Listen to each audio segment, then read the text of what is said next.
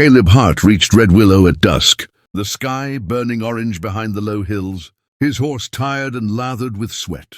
3 years on the cattle drive had carved lines into his face and hardened his hands, but the sight of his ranch still stirred something familiar in his chest. The house stood quiet, unchanged, waiting the way it always had. He tied his horse, pushed open the door, and stepped inside, expecting dust, cold air, and emptiness.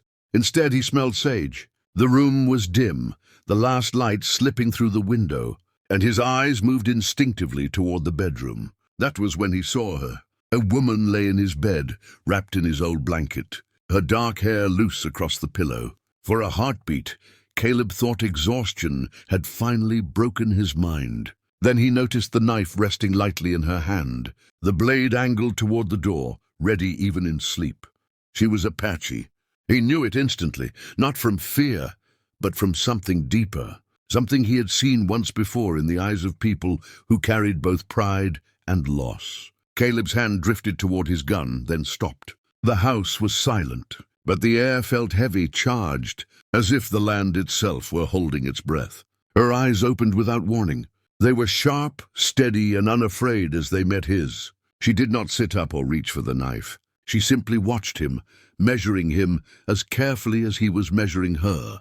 "You took your time," she said quietly. Caleb swallowed. "You're in my home." "Yes," she replied, her voice calm as still water. "And you are where you were meant to be." She rose from the bed in one smooth motion, the knife lowering but never leaving her hand.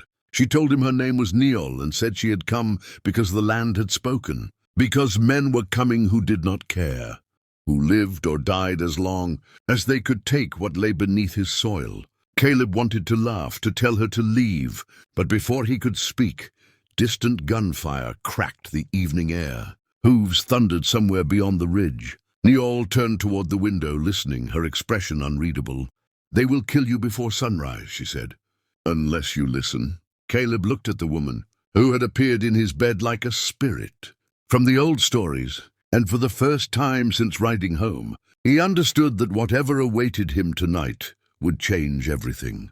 Night settled over the ranch like a living thing, thick and restless, broken only by the crackle of firelight and the distant whisper of wind across the plains.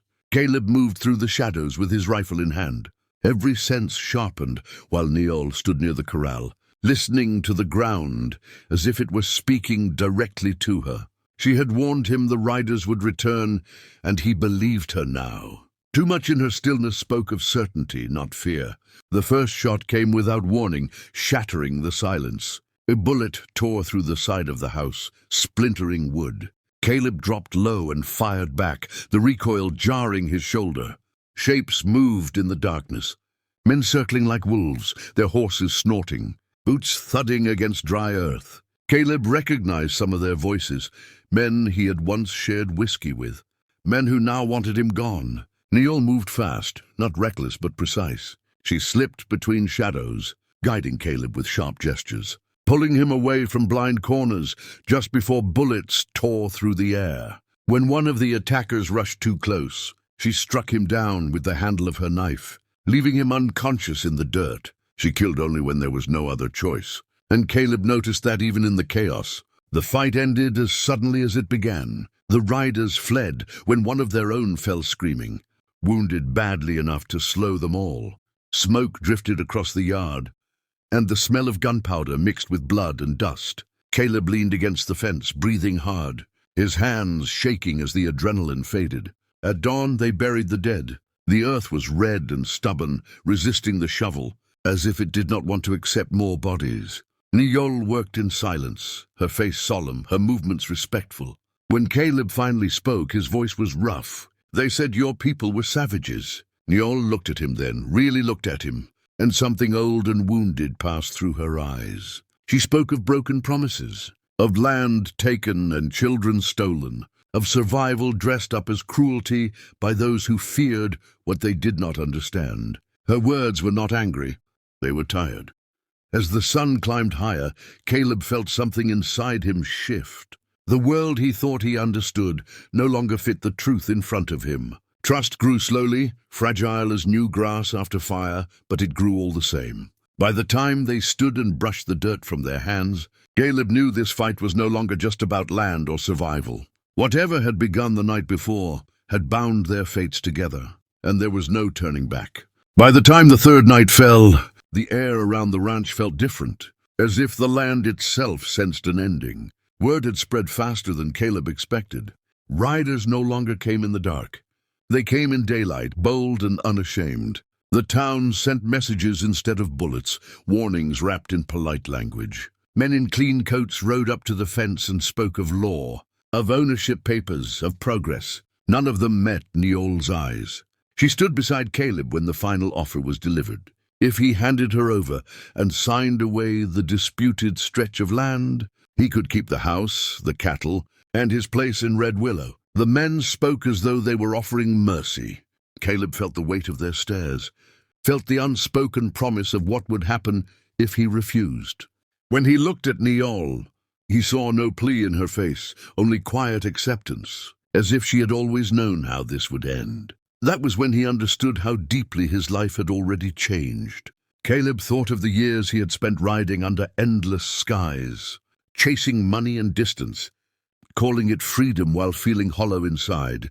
He thought of the night he returned home and found a stranger in his bed, a woman who had shattered the stories he'd been taught and forced him to see the world as it truly was. The choice, when it came, did not feel like a sacrifice at all. He refused. The men left with thin smiles and colder eyes, and by evening the town had turned its back on him. No supplies were sold, no help offered. The threat was no longer hidden. Neol told him her people would demand she return, that her presence placed them in danger as well. She said it without bitterness, but it hurt all the same. They left before dawn.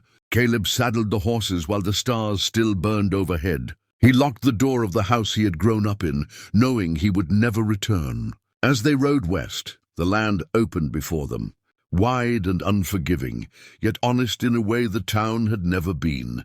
For the first time, Caleb felt unafraid of what lay ahead. When the sun rose, Neol reached out and took his hand, her grip warm and steady. She smiled then, a rare and gentle thing. Caleb realized that home had never been walls or deeds or names written on paper.